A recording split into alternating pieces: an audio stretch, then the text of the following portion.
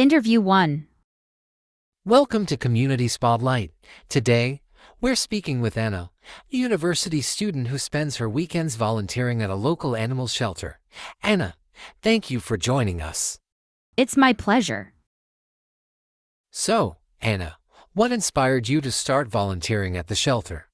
I've always loved animals, and when I moved to the city for university, I missed being around them. Volunteering at the shelter was a great way to help out and spend time with animals again. That's wonderful. What kind of work do you do at the shelter? It depends on the day. Sometimes I help feed the animals and clean their cages, and other times I assist with adoption events. I've even been able to help the vet with some basic tasks during checkups. That sounds very rewarding. What would you say to other students who are thinking about volunteering? I'd say go for it. It's a great way to give back to the community and meet new people. Plus, it's very fulfilling to know that you're making a difference. Interview 2. Good morning and welcome to Healthy Planet. Today, we're speaking with Dr. James, an environmental scientist, about the role of individual actions in fighting climate change. Dr. James, thank you for joining us. Thank you for having me. So, Dr. James, many people wonder if their individual actions can really make a difference in the fight against climate change. What's your perspective on this? Well, it's true that large-scale actions by governments and industries are crucial, but individual actions are also important. Simple things like reducing energy consumption, using public transportation, and recycling can have a significant impact when adopted by large numbers of people. That makes sense. What are some common misconceptions people have about combating climate change? One big misconception is that the problem is too large for individuals to have any effect. The truth is, if everyone made small changes in their daily lives, it would collectively make a big difference.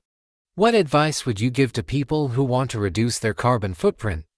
Start with simple changes, like reducing energy use at home, switching to energy-efficient appliances, or walking instead of driving when possible. These small steps add up over time. Interview 3. Welcome to Life Skills Today.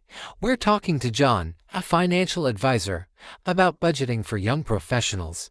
John, thank you for being here. Happy to be here. So, John, many young professionals are just starting out and may not have much experience with managing their finances. What are some common mistakes you see them make? One common mistake is not having a budget. Many young people underestimate how important it is to keep track of their income and expenses. Without a budget, it's easy to overspend and get into debt. That's good advice. What would you say is the first step someone should take when creating a budget? The first step is to calculate your monthly income and then list your expenses. Once you have a clear picture of how much you're earning and spending, you can identify areas where you might be able to save.